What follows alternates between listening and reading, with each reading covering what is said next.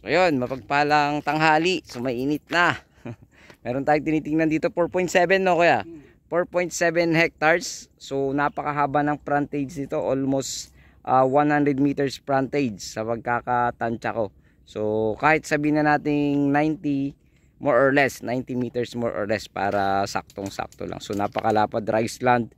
Tinataniman ng mais, gulay. So mayroong ding tong mga kahoy ng akasya sa likod. So ito yung frontage niya. Ayan, ito yung pinaka simula ng property. Diretso po yan. Mamarkahan ko na lang sa drone. So ito ay back to back road. Pero sa likod hindi pa simentado no kuya? Hindi pa simentado. Simentado na rin? Simentado na rin daw sa likod. So hindi walang time kasi umikot. Tanghali na. So ayan. May irrigation din doon. Dito medyo malayo ng konti yung irrigation no kuya?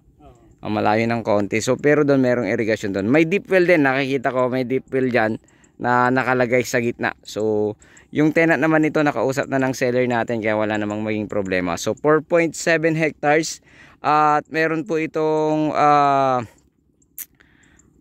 title na isa lang pero patay na yung nakapangalan. So mayroong extrajudicial settlement pero meron naman ng SPA yung mga anak niya kasi nasa Amerika sila, naka-SPA sa kanilang kamag-anak dito sa Pilipinas. So ayun, makitang-kita po yung bundok ng ating Balungaw. So 90 meters more or less frontage, back to back road. So mas maliit yung frontage niya doon sa likod. Siguro sabihin na natin nasa 70 to 80 kasi nakita ko sa drone medyo lumiko na yung daan before nung end nung property. So ayun, sana magustuhan nyo po dito sa bayan ng Balungaw. So tara puntahan natin yon. So gamitin na natin yung motor para mas mabilis kasi tanghaling tapat na. So ayun, tinanghali na tayo.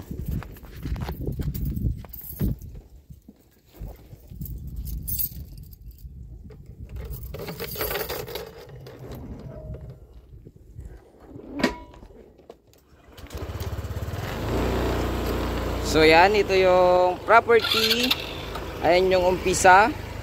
Papunta po doon sa dulo. Ayan, napakahaba ng frontage at ito po ay syempre along cemented road na tuloy-tuloy.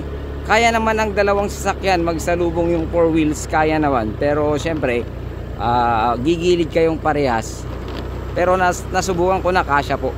Kasi may nakasalubong ako dito noon na 4 wheels. So ito po yung pinaka dulo ng property.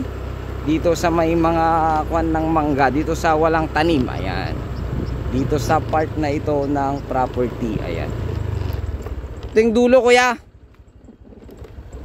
Ito o doon? Ayan, yan pala. Ito yung dulo, yung muhon. So hindi nakuha yung mangga kuya. Kaya may muhon o. Ayan, so hindi po nakuha yung mangga. Ayan, hanggang dito lang pala to. So ayun, sana magustuhan nyo po dito sa bayan ng Balungaw, Pangasinan. Sukat 4.7 hectares, 150 per square meter. So sa CGT pag-usapan, wala pong sinabi yung seller po natin. So ayun, muli maraming salamat. Ito pong yung lingkod, Agent Joel. God bless you all.